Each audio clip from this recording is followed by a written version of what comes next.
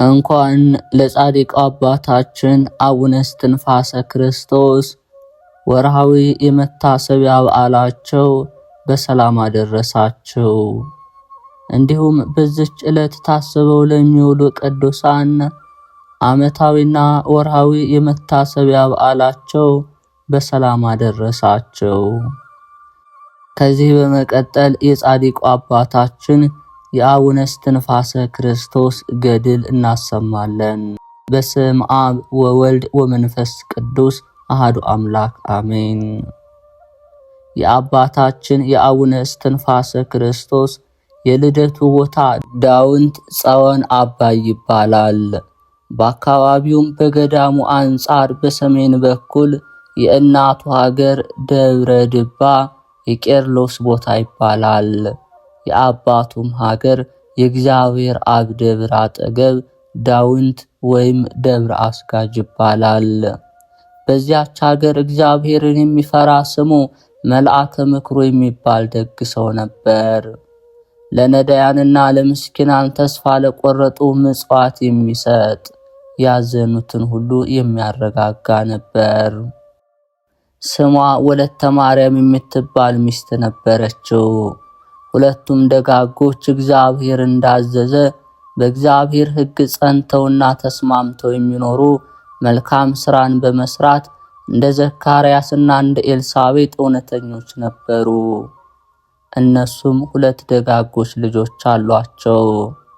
የተባረከ መልካም ፍሬ በመጾምና በመጸለይ እግዚአብሔርን የሚያገለግል በጸሎቱ ሰውን የሚጠቅም በጻድቃን ዘንድ የተመረጠ ልጅን ይሰጣቸው ዘንድ ዘወትር ወደ እግዚአብሔርና ወደ ድንግል ማርያም ይለምኑ ነበር። ነቢዩ ዳዊት ጆሮውን ወደ ልመናቸው አዘነበለ እንዳለ እግዚአብሔር በዓይነ ምሕረት ተመለከታቸው፣ ልመናቸውንም ሰምቶ አባታችን አቡነ እስትንፋሰ ክርስቶስ ሚያዝያ 8 ቀን ተጸነሰ። ከ9 ወር በኋላ ታኅሳስ 8 ቀን ተወለደ። በተወለደበትም ዕለት ተነስቶ በእግሩ ቆሞ 3 ጊዜ ስብሐት ለአብ፣ ስብሐት ለወልድ፣ ስብሐት ለመንፈስ ቅዱስ ብሎ ጣዕም ባለው አንደበቱ ተናገረ። 9 ጊዜም ሕፃናትን ለሚያናግሩ ገዥ ለሚሆኑ ለሥላሴና ለድንግል ማርያም ለመስቀሉም ሰገደ። ከዚያ ተሰብስበው የነበሩ ብዙ ሰዎች ከሕፃኑ አንደበት የሥላሴን ምስጋና ሰምተው ፈጽመው አደነቁ። ዳግመኛም በዚህ ሕፃን ላይ የእግዚአብሔር ጸጋ አድሮበታል ብለው እየተጨዋወቱ ወደ ሀገራቸው ገቡ። አባቱና እናቱ መጀመሪያ ስለመወለዱ ዳግመኛ የአብ የወልድ የመንፈስ ቅዱስ ምስጋናን በማቅረቡ ደስ አላቸው። እግዚአብሔር ይህንን ሕፃን ሰጠን፣ እኛ በአብ በወልድ በመንፈስ ቅዱስ ፊትና ለፍጥረት ሁሉ በምትራራ ከሁሉ በላይ በሆነች አምላክን በወለደች በድንግል ማርያም ስዕል ፊት ቆመን እንደለመንን የዓለም ሁሉ መድኃኒት የሆነች እመቤታችን ልመናችንን ሰምታ ይህንን የተመረጠ ልጅ ሰጠችን አሉ።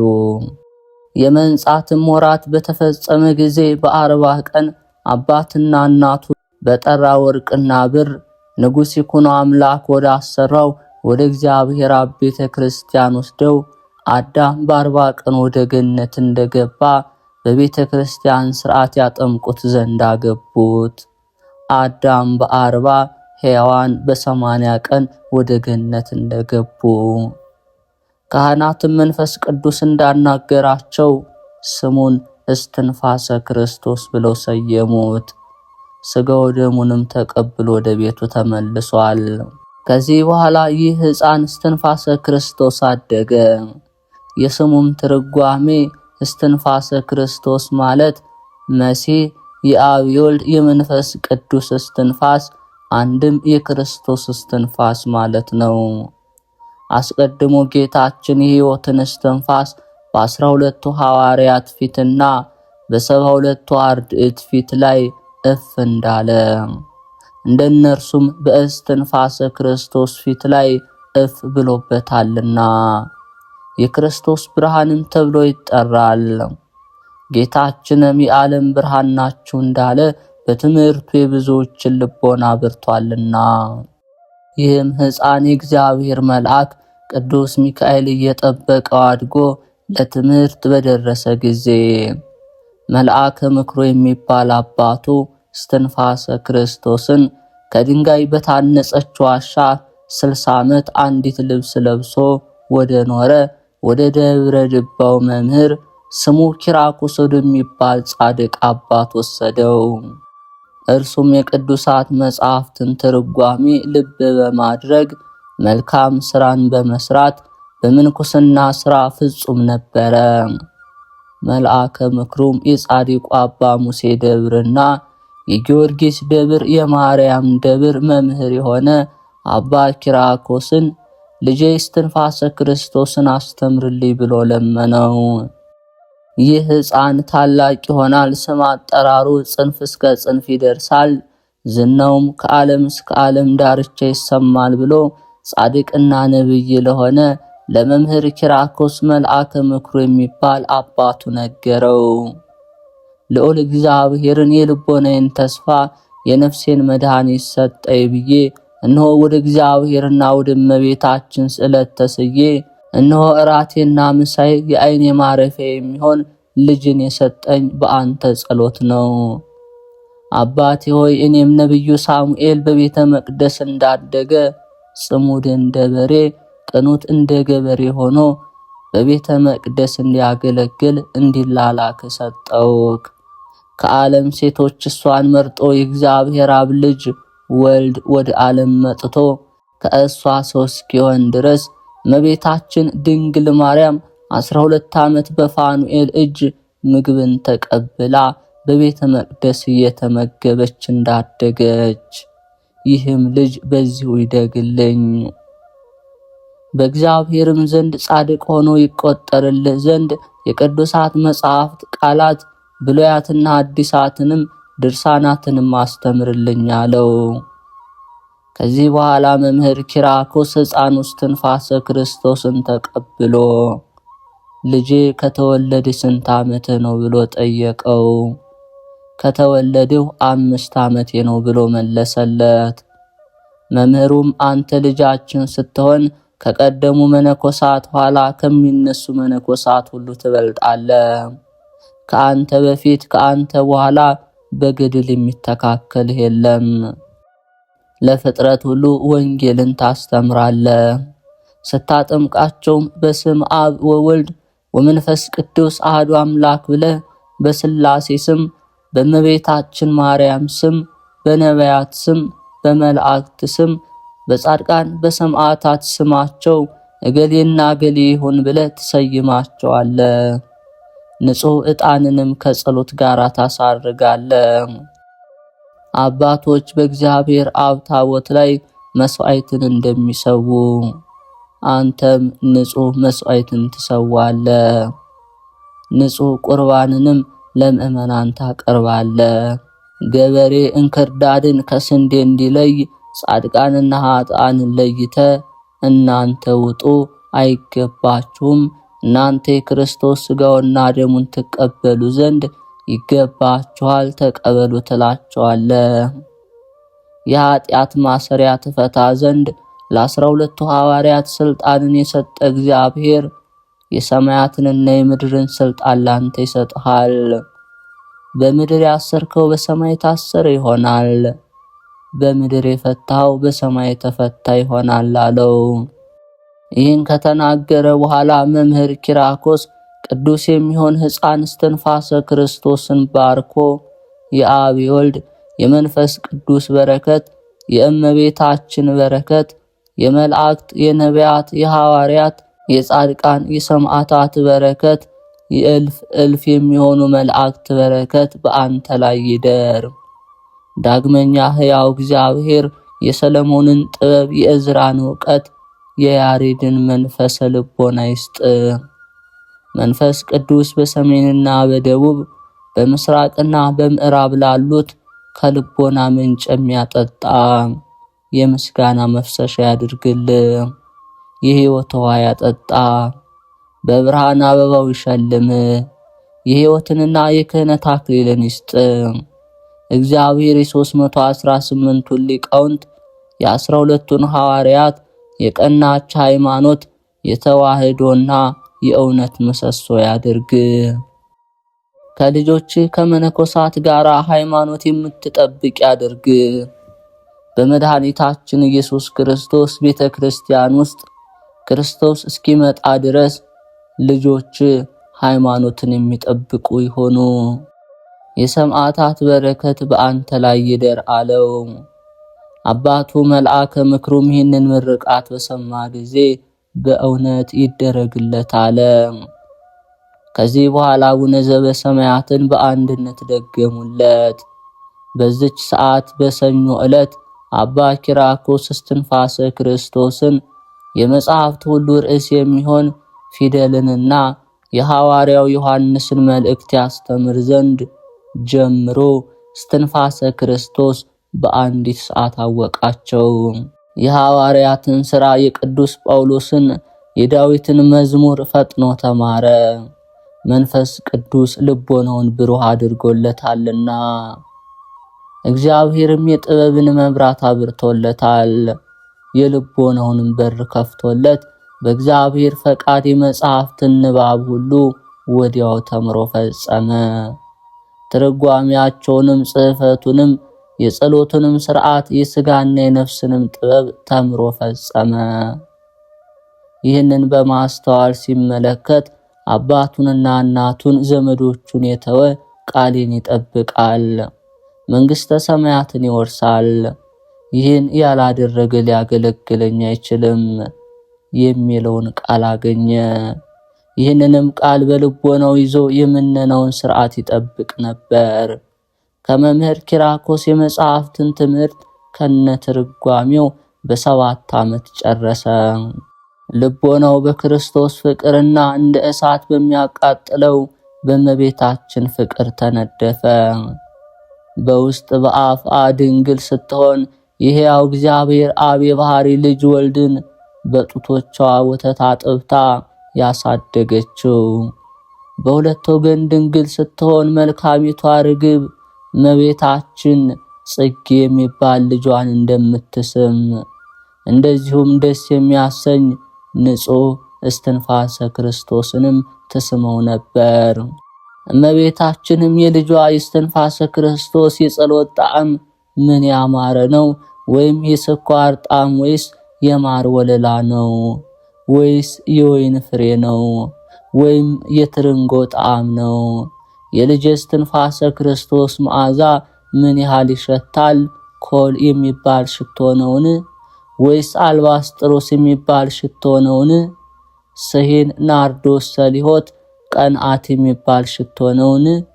የእስትንፋሰ ክርስቶስ ፊቱ ከፀሐይ ብርሃን ይልቅ ያማረ የወዛ የሚያበራ ነው፣ ከጽጌረዳ አበባ ይልቅ ቀይ ነው ብላ ታደንቀዋለች። በእጆቿ እቅፍ አድርጋ በክንዷ ታቆመውና ታስቀምጠው ነበር። በልብሷ ሸፍና በጀርባዋ ላይ ታዝለዋለች። አንተ ደስታዬ ሞገሴ ነህ፣ ልጄ ለዘላለም ኑርልኝ እያለች ታጽናናው ነበር። የአባታችን የአቡነ እስትንፋሰ ክርስቶስ ልቦና በእግዚአብሔር አብ ልጅ በኢየሱስ ክርስቶስ ፍቅርና እናቱ በምትሆን በድንግል ማርያም ፍቅር እንደ እሳት ነደደ። ስለዚህ መዝሙረ ዳዊትን በሚደግምበት ሰዓትና ውዳሴ ማርያምን በሚደግምበት ጊዜ ልቦናው ፈጽሞ ይመሰጣል። የጻድቃንንም ገድል በሚያነብበት ጊዜ መንፈሳዊ ቅንዓትን ዘወትር ይቀና ነበር። በመንፈሳዊ ተጋድሎም ቅኑት እንደ ገበሬ ጽሙድ እንደ በሬ ሆኖ የምንኩስናን ሥራ መስራት ይወድ ነበር። እንደ እሳት ወላፈን ፈጥኖ የሚያልፍ የዚህን ዓለም ጣዕም በመናቅ ሕሊናው እንደ እሳት ነደደ። በተሰዋ በግ በእግዚአብሔር አብ ልጅ ፍቅር የተነሳ አንደበቱን የ46ቱን ብሉያት መጻሕፍትን የ35ቱን ሐዲሳት መጻሕፍትን አንባቢ ያደረገ። እነሱም በድምር ቁጥራቸው 81 ነው። የአንደበቱ መንቀሳቀስ መዝሙረ ዳዊትንና የእግዚአብሔርን ቃል ሁሉ ጥበብ አደረገ። ደግሞ የመላእክትን ንጽሕና የቅዱሳን ትሩፋታቸውን ተጋድሎ ልማድ አደረገ። መዝሙረ ዳዊትን በማንበብ ዘወትር ይተጋ ነበር። 7 ጊዜ በመዓልት 7 ጊዜ በሌሊት በየዕለቱ 150ውን መዝሙረ ዳዊት ያደርስ ነበር። በአንድ አምላክ አምኜ በአብ በወልድ በመንፈስ ቅዱስ ስም ፊቴን በትምህርተ መስቀል አማትባለሁ ብሎ ጸሎትን በጀመረ ጊዜ እጁን ይዘረጋ ነበር። ያን ጊዜ ወጥመዳቸውን ያጠመዱ አጋንንት ወጥመዳቸውን ጠቅልለው በነፋስ ፊት እንዳለ ጢስ ተነው ይጠፋሉ። የተሯሯጡን ፈጥነው ይሸሻሉ። ከዚህ በኋላ ነአኩ ተከን እስከ መጨረሻው ይደግማል። ጌታችን ለሐዋርያት አባታችን ሆይ በሰማይ የምትኖር ስምህ ይቀደስ ብሎ ያስተማራቸውን እስከ መጨረሻ ከሰላመ ቅዱስ ገብርኤል ጋር ይደግማል። ቀጥሎ 318ቱ ሊቃውንት ያደረሱትን ጸሎተ ሃይማኖት ይደግማል። ከዚህ በኋላ ድርሳናትን ይደግማል። ከዚህ በኋላ ቃልህ የጣፈጠ የመልካም መዝሙር ባለቤት የእስራኤል ንጉሥ ዳዊት ሆይ የምሳሌው ሁሉ ትርጉም ልብ ታስደርገኝ ዘንድ እግዚአብሔርንም አመሰግን ዘንድ እመቤታችን ድንግል ማርያምን አመሰግናት ዘንድ ወደኔና ጮኬ ስለ ኃጥአንና ስለ ጻድቃን የሚናገረውን መዝሙረ ዳዊት ደግማለሁ። ጣዖትን በሚያመልኩ በዝንጓን ምክር ያልሄደ ንዑድ ክቡር ነው በማለት እኔ በአባቴ ቤት በወጣትነት ሳለው ከወንድሞቼ ታናሽ ነኝ እስከሚለው 150 መዝሙረ ዳዊት ድረስ በፍጥነት ደግሞ ይፈጸማል። መዝሙረ ዳዊትንም በሚደግምበት ጊዜ ነብይና የእስራኤል ንጉሥ ዳዊት ከሰማይ መጥቶ 10 አውታር ያለበትን መሰንቆንና በገናውን ይደረድርለትና ፈጽሞ በማስደሰት ያነጋግረዋል። ከዚህ በኋላ የሙሴን ጸሎትና የነቢያትን ምስጋና የተመሰገነ ምስጉን የሚሆን እግዚአብሔርንና ምስግን ብሎ እስከ መጨረሻው የ15ቱን የነቢያት ጸሎት ይፈጽማል። 13ቱ ነቢያት ወደሱ መጥተው ይሰሙታል፣ ይባርኩታል፣ ይቀድሱታል፣ የተሸሸገውን ምስጢር ይገልጹለታል። አስቀድሞ የተደረገውን ወደፊት የሚመጣውን በመጨረሻ ዘመን የሚደረገውን ምስጢር ሁሉ ይነግሩታል። ከዚህ በኋላ የንጉሱ የሰለሞን 5ቱ ምስጋናዎችን ማንበብ ይጀምራል። ንጉሥ ሰለሞንም ወደ እሱ መጥቶ ሲያነብ ይሰማዋል። የሰለሞን መሐሌን በፈጸመ ጊዜ ሰለሞን የሥጋና የመንፈስ ጥበብን ያስተምረዋል። ከፈጸመ በኋላ እናታችን ድንግል ማርያም ሆይ ላንቺ ሰላምታ ይገባል፣ ከአዳኝ አውሬ ከዲያብሎስ ታድኝን ዘንድ እንማጸንሻለን። ስለ እናትሽ ስለ ሐና ብለሽ ስለ አባትሽ ስለ ኢያቄም ብለሽ ድንግል ማህበራችን ባርኪልን ይላል። አምላክን የወለደች እመቤታችን የድንግል ማርያም ጸሎት ሰውነቴ እግዚአብሔርን ታከብረዋለች የሚለውን እስከ ፍጻሜው ይጸልያል። ከዚህ በኋላ የእመቤታችን የድንግል ማርያምን ውዳሴዋን ሲጀምር አምላክን የወለደች እመቤታችን ማርያም ከልጇ ከወዳጇና ከሚካኤል ከገብርኤል ከእልፍ አእላፋት መላእክት ሁሉና ከ99ኙ ነገደ መላእክት ጋር እሱ ካለበት ፈጥና ትደርሳለች። ክቡር እስትንፋሰ ክርስቶስ ባለበት ቦታ ታላቅ ጉባኤ ይሆናል። ከአንቀጸ ብርሃን ጋራ የ7ቱን ዕለታት ውዳሴዋን እስኪፈጽም ድረስ ሁሉም ምስጋናዋን ለመስማት ይሰበሰባሉ። ትውልድ ሁሉ ብፅዕት ይሉኛል እንዳለ ሁሉን ካደረሰ በኋላ አቡነ ዘበሰማያትን ይጸልያል፣ ለእመቤታችን ይሰግዳል። መላእክትና ጻድቃን ሰማዕታትም ሁሉ ወደ ሲኦል ወርደው የአባታችንን ጸሎት ምክንያት በማድረግ በኃጢአታቸው የተፈረደባቸውን ነፍሳት ከሲኦል አውጥተው ወደ ገነት ያስገባሉ። ከዚህ በኋላ ቅዱሳን አባቶች በየማዕረጋቸው ባርከው ወደ ቦታቸው ወደ ገነት በገሃድ እያዩአቸው ይወጣሉ። እስከ 7ቱ ሰማያት ድረስ ይወጣሉ። ከዚህ በኋላ የሥላሴን መልክ የእመቤታችንን የጌታችንን የጻድቃን የሰማዕታትን መልክ ይጸልያል። በዚያን ጊዜም ጻድቃን ሰማዕታት ወደሱ መጥተው በማድነቅ ሰላምታ ሰጥተውት ከሱ ይሰወራሉ። አጋዕዝተ ዓለም ሥላሴም የመንፈስ ቅዱስ ሀብት የሚሆን ተጋድሎን፣ ጾም መጾምን፣ መጸለይን፣ ንጽህናን፣ ትጋትን፣ ቸርነትን፣ ቃል ኪዳንን በላይ በላይ እየደረቡ አጎናጸፉት፣ ሰጡት። ቆሞ በሚጸልይበት ጊዜ ፊቱን ወደ ምስራቅ መልሶ አአትብ ገጼ በማለት በትምህርተ መስቀል ገጹን 3 ጊዜ ያማትባል። ወደ ሰማይ አንጋጦ እጁን ዘርግቶ ዘወትር ይጸልያል። ክፉን ከመስማት ጆሮቹ ተከልክለዋል። ክፉንም ከማየት ዓይኖቹ ተከለከሉ። የማይረባና የማይጠቅም ነገር አይሰማም። የእግዚአብሔርን ምስጋና ሲያነብ ለከንፈሮቹ ረፍትን አይሰጣቸውም።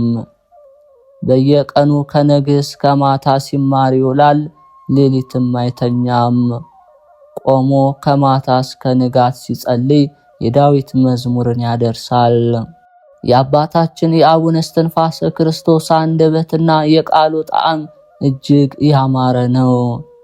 በተራራ ላይና በኮረብታ ላይ እንደሚበቅል በነፋስ ፊትም እንዳለ ሳር እንደመረረ እንደ ሞትም ጽዋ እንደ ተላም ጥንብ የዓለምን ጣዕም ናቀ። ለመንፈስ ቅዱስ ሰረገላ ሆነለት፣ በእሱም ላይ አደረ። በሰው እጅ ያልተሰራ የሃይማኖትና የጥምቀት የምግባር የንጽህና መጎናጸፊያን ተጎናጸፈ። በኦሪት ሕግ ልባብ ጉንጮቹን ሰበሰበ። ጾምና ትዕግስት አርምሞ ልጓም ሆኑለት። እግሮቹ በሐዋርያት ወንጌል ጫንጫ ላይ ቆሙ።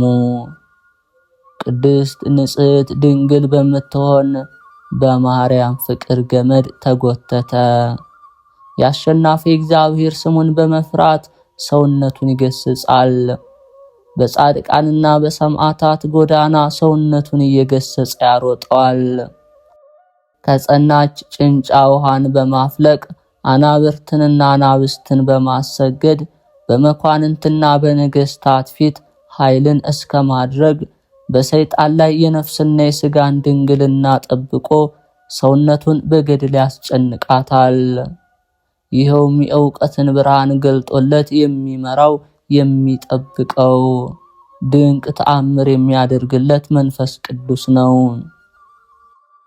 እርሱም ጻድቃን ደጅ የሚጠኑት ወደ ሕይወት ተስፋ መንግሥተ ሰማያት እንዲያስገባ ይለየውምና ጻድቃን ሞት፣ ሕመም፣ ሐዘን ወደሌለበት ወደ መልካም ጎዳና ይገባሉ። ጸሎቱ በረከቱ ይጠብቀንና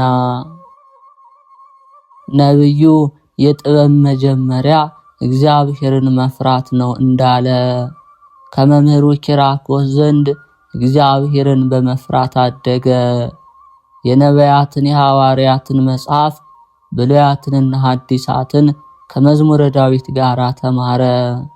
የቤተ ክርስቲያንን ትምህርት ሕግ ከመፈጸም ጋር ተምሮ በፈጸመ ጊዜ አበምኔቱ ኪራኮስ መርቆ ለአባቱ ለመልአከ ምክሩ ልጁ እስትንፋሰ ክርስቶስን ሰጠው። ከዚህ በኋላ አባቱ ስሙ ማርቆስ ወደሚባል ጳጳስ ክህነት ይሰጠው ዘንድ ወሰደው። ጳጳሱም ይህንን ሕፃን ባየ ጊዜ ስለ ዕውቀቱ እጅግ ደስ አለው። ባርኮም ዲቁና ሾመው። እንደ ቀዳሚ ሰማዕት እስጢፋኖስ ጸጋና ክብርን የተመላ ሆነ። ክህነትን ስለተቀበለ ከአባቶቹ ጋር ፈጽሞ እየተደሰተ ወደ ሀገሩ ዳውንት ገባ። ክህነትን ከተቀበለ በኋላ ወደ እግዚአብሔር አብ ቤተ ክርስቲያን ወደ እመቤታችን ጽዮን ማርያም ወደ ጊዮርጊስ ቤተ ክርስቲያን ገባ። ስለ ቁርባን ምስጢርና የቤተ ክርስቲያን ሥርዓትን ስለመጠበቅ ለቤተ ክርስቲያን ጽሙድ እንደ በሬ ቅኑት እንደ ገበሬ ሆኖ ስለማገልገል የሚናገረውን የሕግ መጽሐፍት ሰምቶ የተልእኮን ሥራ በትጋት ይሠራ ዘንድ ጀመር። ቅዱስ እስትንፋሰ ክርስቶስም ይህች የሕግ መጽሐፍ የመከረች ምክር ከዛሬ ጀምሮ ትዝ ትበለኝ፣ እንደ ቀለበት በደረቴ እንድከትባት፣ በክንዴ ለስንቅ እንደተቋጠረ ወርቅ ቤተ ክርስቲያንን ለማጌጥ እንደ ዝርግፍ ወርቅ ትሆነኝ። ዋኖስ ከእናቱ ጋር እንደሚቀመጥ አባታችን እስትንፋሰ ክርስቶስም የዲቁናን ሥራ ይዞ በአባቱና በእናቱ ሀገር በእግዚአብሔር አብ ቤተ ክርስቲያን ለአገልግሎት ታጥቆ ያገለግል ነበር። በዲቁናም ሥራ እየተላላከ ብዙ ዓመታትና ዕለታት ቄስ ከሚሆን ከአባቱ ከመልአከ ምክሩ ጋር በዲቁና አገለገለ። ዳግመኛም ውሃን በመቅዳት እንጨት በመፍለጥና በመልቀም እየታዘዘ ለእናትና ለአባቱ ይላላክ ነበር። በአርባ ጾምም ከገዳሙ በታች ባለች ዋሻ ተደብቆ ሰው ሳያዩ ይጾም ነበር። ከዕለታት በአንድ ቀን በእግዚአብሔር አብ በዓል ቀን ወደ ቤተ ክርስቲያን ገብቶ ሲቀድስ ወንጌሉ ከተነበበ በኋላ እንደ አባቶቻችን ሥርዓት ንዑሰ ክርስቲያን የሆናችሁ ውጡ ሲል የማይገባቸው ያን ጊዜ ወጡ። የሚገባቸው የክርስቶስ ሥጋውና ደሙን ተቀበሉ። አባቱ መልአከ ምክሩም ልጁ እስትንፋሰ ክርስቶስን ልጄ በዚች ሰዓት ስንት ሰው ቆረበ ብሎ ጠየቀው። እሱም ለአባቱ ከ800 በላይ ሰዎች ቆረቡ። የቀሩት ሰዎች በድፍረት ስለተቀበሉ በእሳት ሰንሰለት ታስረው በእሳት አለንጋ መላእክት የገረፏቸው እስከ ቤታቸው አደረሷቸው። የሚገርፏቸውም የመላእክት ቁጥር እልፍ ናቸው አለው። ከዕለታት በአንድ ቀን ወንጌል ሲመለከት የተቀደሰውን ለውሻ አትስጡ ያለውን አገኘው። ይህንንም ካየ በኋላ እንደ እሳት የሚያቃጥል በጽኑ እንባ ጸሎትን ጸልዮ በመጎናጸፊያ ፊቱን ዳብሶ ታቦቱን ተሳልሞ ተሰናብቶ በጠዋት ወጥቶ ሄደ። ዳግመኛ አባቱንና እናቱን የከረፋ ይህንን ዓለም ናኩት፣ አቃለልኩት፣ ወንድሞቼ አገለገልኳችሁ፣ እኔም ልዩ ልዩ ክብር የሚሆን የምንኩስናን ክብር ልብስ እቀበል ዘንድ ወደ ገዳም ሄዳለሁ አላቸው። ልጄ ለእግዚአብሔር ትገዛ ዘንድ ወደ ገዳም ብትሄድ ሰውነትህን ለመከራ አዘጋጅ እንዳለ። ከዚህ በኋላ አባቱ በታቦቱ ፊት ረጅም ጸሎትን ጸልዮ ይመነኩስ ዘንድ ይሂድ፣ ስልጣኑ እስከ ሰማይ ከፍ ከፍ ይላል፣ ስም አጠራሩ ከዓለም ዳርቻ እስከ ዓለም ዳርቻ ይወጣል፣ እነዚህም ወንድሞቹ የብዙ ብዙ ይሆናሉ የሚል ቃል ከሰማይ ሰማ። አባቱ መልአከ ምክሩም ይህንን ቃል ሰምቶ የሰማውን ሁሉ ለእስትንፋሰ ክርስቶስ ነገረው። አባቱም አቡነ ዘበሰማያትን ጸልዮ ሸኘው። አባታችን አቡነ እስትንፋሰ ክርስቶስም በተወለደ በ14 ዓመቱ ወጥቶ ገዳማትን እየጎበኘ ሄደ። የእግዚአብሔር መልአክ መርቶ አሌፍ ኖን ሕግህ ለእግሬ መብራት ለጎዳናዬ ብርሃን ነው እያለ ወደ ምስራቅ አደረሰው። ትእዛዝን በመፈጸም እውነተኛ በሆነ ሕግህ እሄድ ዘንድም እያለሁና አቤቱ ጎዳናህን ምራኝ።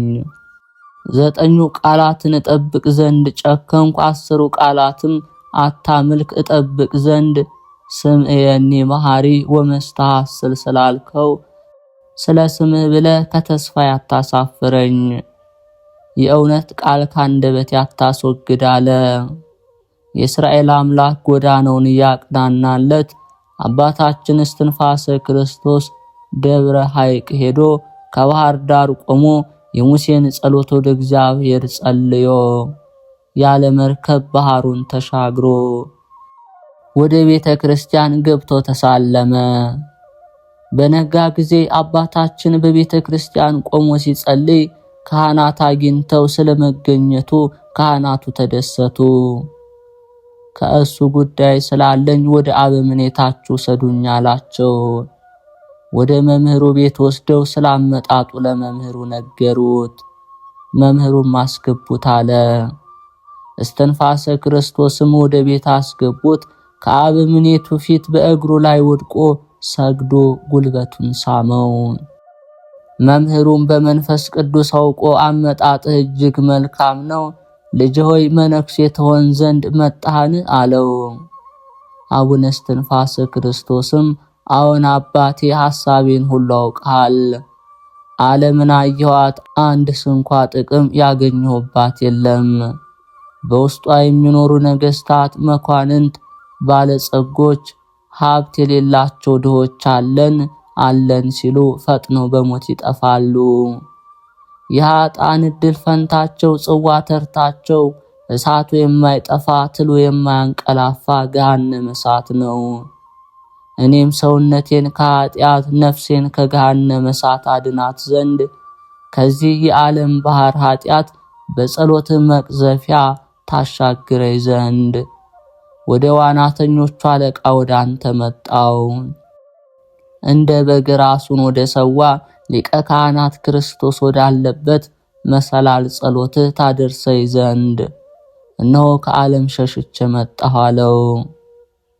የኢየሱስ ሞዓ ልጅ የሚሆን አበምኔቱም ሰምቶ በእውነት እግዚአብሔር አንተን መርጦ እንደ አባታችን አቡነ ተክለ ሃይማኖት ዓለምን በመናቅ የመስቀል ሞት የምትሆን መከራን ትሸከም ዘንድ በጌታችን በኢየሱስ ክርስቶስ በወንጌል ቀንበር ትጠመድ ዘንድ በ15 አህጉር ትሾም ዘንድ ከዚህ ዓለም ለይቶ በምናኔ ያወጣ ጌታችንም ይወድሃል፣ እንደ በጎ አገልጋይ ያከብርሃል። ከእንግዲህ ልጄ እስትንፋሰ ክርስቶስ ሆይ መከራን ታገስ፣ ልብህንም አጽና፣ የእግዚአብሔርንም ሕግ ጠብቅ። የቸርነቱንና የይቅርታውን ብዛት አድርጎልህ ጽናቱን ሰጥቶ ከመልካም ተአምራት የተነሳ ጻድቃን አይተው ስላንተ እግዚአብሔርን እንዲያመሰግኑ አለው። በመጽሐፈ መነኮሳትም እንደተጻፈ 3 ዓመት ፈትነው እስትንፋሰ ክርስቶስም በሐይቅ ገዳም ለመነኮሳት እንጨትን በመልቀም ውሃን በመቅዳት ለአባቶች መነኮሳት ምግብ ሊሆናቸው ከባህር ውስጥ አሳን በማውጣት ያገለግል ጀመር። በዚያን ጊዜ የአባቶች የመነኮሳት ቁጥር ከአርድእት ጋራ 81 ነበር። 3 ዓመት ከገዳሙ ላሉት መነኮሳት በመላክ ከቆየ በኋላ ቸርነቱንና መልካም ስራውን፣ ትህትናውን፣ ባህሪው እንቁ እንደሚባል የጠራ ንጽህናውን፣ ትዕግስቱን፣ ትሩፋቱን፣ ጽድቁን ባዩ ጊዜ በጣም ደስ አላቸው። ዳግመኛም ሀብተ ክህነቱን ጸሎቱንም እንደሚያዘወትር ለዘላለሙ ኃጢአት፣ ትዕቢት፣ ትዝርት፣ ክፋት፣ ስስት፣ ቅናት፣ ሽንገላ፣ ሐሜት፣ ቁጣ እንደሌለበት አይተው ተረዱ። በፍቅር በየዋህነት ጸሎትን ለመጸለይ ይጨነቃል እንጂ አይሰንፍም። የእጅ ሥራ በሚሰራበት ጊዜ በአፉ እየጸለየ በእጁ ይሰራ ነበር።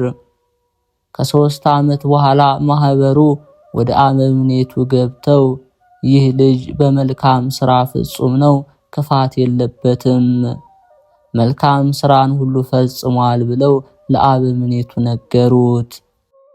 ከ3 ዓመት በኋላ የአባ እንጦንስ፣ የአባ መቃርስ፣ የአባ ጳውሊ፣ የአባ አርሳኒዮስን፣ የአባ ኤዎስጣቴዎስን፣ የአባ አብሳዲንን፣ የአባ መቃቢስን፣ የአባ ኪሮስን 7 ዓመት በአፉ ድንጋይ ጎርሶ የኖረ የአባ አጋቶንን የቅዱሳንን ገድል ሁሉ በመከተል ሥርዓታቸውን በመከተል አሳየ።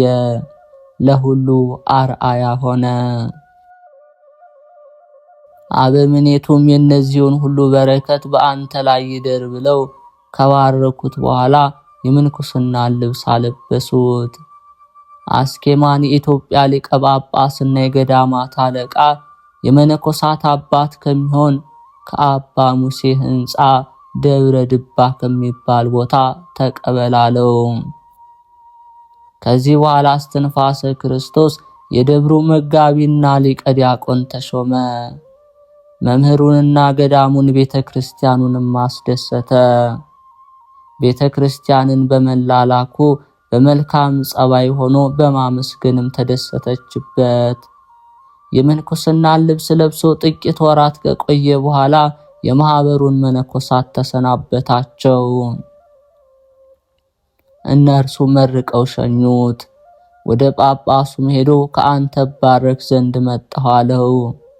ጳጳሱም እስትንፋሰ ክርስቶስን ባየ ጊዜ በምግባር በሃይማኖት እግዚአብሔርን በመፍራት በትምህርት እንዳደገ በመንፈስ ቅዱስ እንደጸና በእግዚአብሔር ጸጋ ፍጹም እንደሆነ አውቆ እንደ ሊቀ ሐዋርያት ጴጥሮስ የቅስናን ስልጣን ሰጠው።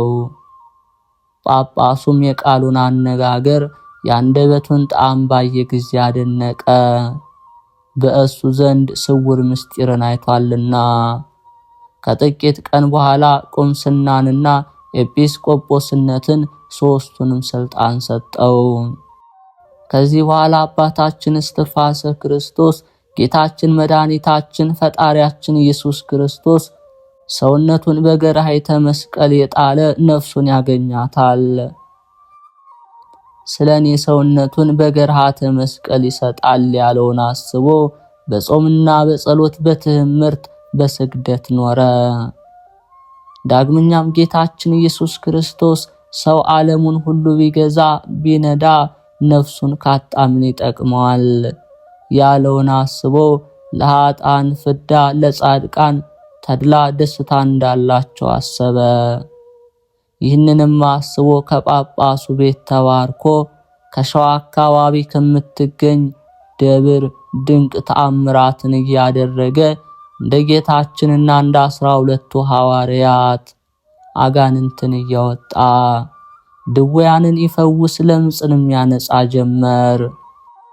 ክብርት በምትሆን በጸሎቱ ባመኑ ጊዜ ብዙ ድውያን ይፈወሱ ነበር። ተአምራት በማድረግ ከሐዋርያት አያንስም። በድውያኑም ላይ እጁንና መስቀሉን ጭኖ ፈጽሞ ይፈውሳቸው ነበር።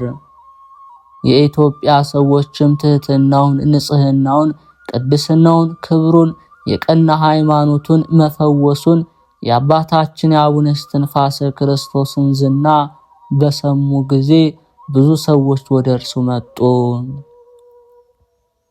ዳግመኛም ዲያቆናት፣ ካህናት፣ ኤጲስቆጶሳት ከሸዋ ሀገር፣ ከአምሃራ ሳይንት፣ ከኢትዮጵያ ምድር ሁሉ ከእርሱ ይባረኩ ዘንድ ወደ እርሱ መጡ። እሱም ነዳያንን፣ ምስኪናንን፣ ፈላሲያንን ሁሉ ይቀበላቸዋል። እንጀራንና ውሃን ይሰጣቸዋል። የመላእክትን ንጽህና ይወዱ ዘንድ 10 ቃላተ ኦሪትን 6ቱን ቃላተ ወንጌልን ይጠብቁ ዘንድ ለሰዎች አስተምራቸዋል።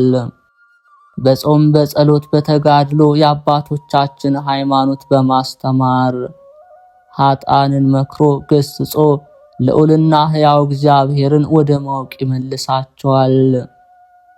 የጀመሩትን እንዲፈጽሙ ይመክራቸዋል። መምህራንንም በቅን ለሕዝበ ክርስቲያን ያስተምሩ ዘንድ የመጽሐፉን ቃል ያሳስባቸዋል። በአንዲት ቀን የፈወሳቸው የሕሙማንና አይነ ስውሮች፣ አንካሶች፣ በክፉ ደዌ የተያዙት ቁጥራቸው ከ9,000 በላይ ነው።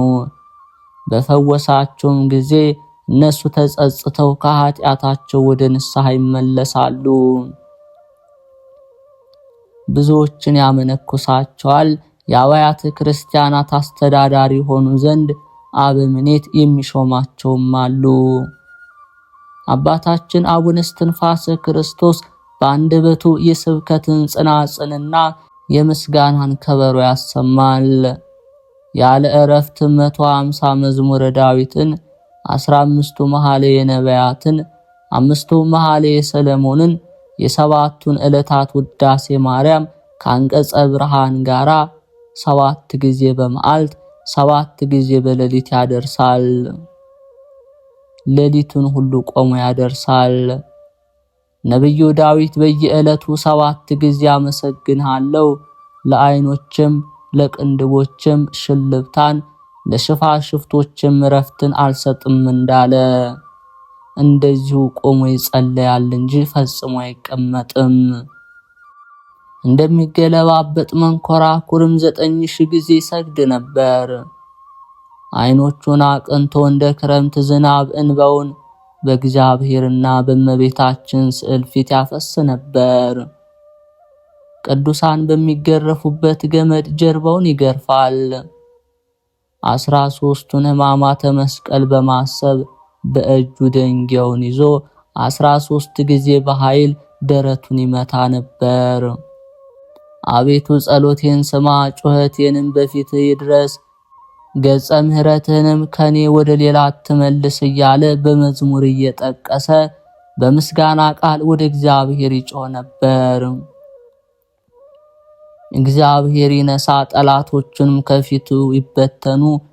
በነፋስ ፊት ጢስ ተኖ በእሳት ፊት ሰም አድሮ ማር ቀልጦ እንደሚጠፋ እንደዚሁ ኃጢአተኞችም በእግዚአብሔር ፊት ይጠፋሉ። ይህንን ባለ ጊዜ አጋንንት ፈጽመው ከፊቱ ብን ብለው ይጠፋሉ። እንደዚሁም አባታችን አቡነ እስትንፋሰ ክርስቶስ እነዚህ የታወቁ ጸሎትን ይጸልያል። ሲጸልዩም ቆሞ አይደለም፣ ወዙ እንደ ውሃ ነጠብጣብ እስኪፈስ ነው እንጂ። የስግደቱም ልክ ተቆጥሮ አያልቅም።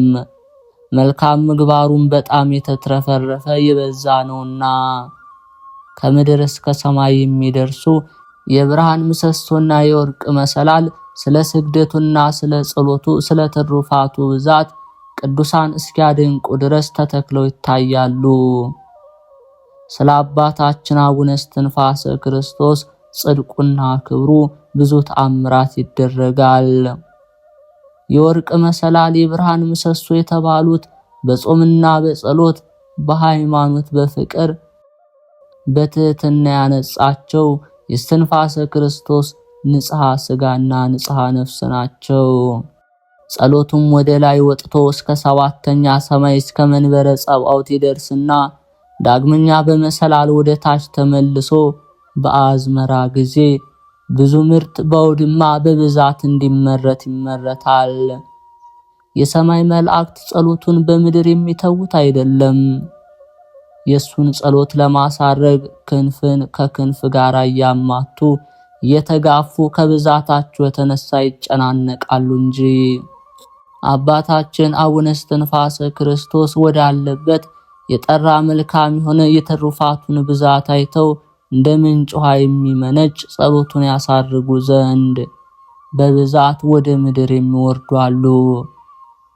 ስለ ትሩፋቱ ብዛት መላእክት ይጎበኙት ዘንድ ይወዳሉ። እነሱም በዚያ መሰላል የጽድቁንና የትሩፋቱን ፍሬ ይዘው ይወጣሉ። የእሱ መዓዛና የእሱ መልክ የሰውን ልብ ይመስጣል። በዚህ ዓለም እሱን ስላገኙ መላእክት በጣም ይደሰቱበታል። በዚያን ዘመን ከሰው ሁሉ እንደርሱ የጽድቅን ሥራ ትሩፋትን የሚሰራ አላገኙምና የመዓዛው ሽታ የመዓዛው ጸሎቱ ወደ ላይ ወጥቶ ጽርሐ አርያምን ይመላ ነበር። የጸሎቱን ፍሬ 30 ቅንጣት የሚሆን አለ፣ 60 ቅንጣት የሚሆን አለ፣ 100 ቅንጣትም የሚሆን አለ። አባታችን እስትንፋሰ ክርስቶስ የሰማይና የምድርን ምስጢር በግልጽ ያያል። በገነት የወርቅ መሰላልና አምደ ወርቅ ይተከላል። በክንፉም አየራትን ፈለጋትን ይበራል። በእውነት አባታችን እስትንፋሰ ክርስቶስ ጌታችንን ሁል ጊዜ በግልጽ ያያል። ጌታችንም ከእርሱ አይርቅም። የፈለገውን ሁሉ ዘወትር ፈጥኖ ያገኛል። ልበ አምላክ ቅዱስ ዳዊት እግዚአብሔርን ሁል ጊዜ አየዋለሁ፣ ምስጋናውም ዘወትር ባንደበቴ ነው፣ ሰውነቴም ዘወትር በእግዚአብሔር ከፍ ከፍ አለች እንዳለ ከጻድቁ አባታችን ከአቡነ እስትንፋሰ ክርስቶስ በረከት ረድኤት ያሳትፈን፣ በተሰጠው ቃል ኪዳን የሚጠብቀን ለዘላለሙ አሜን።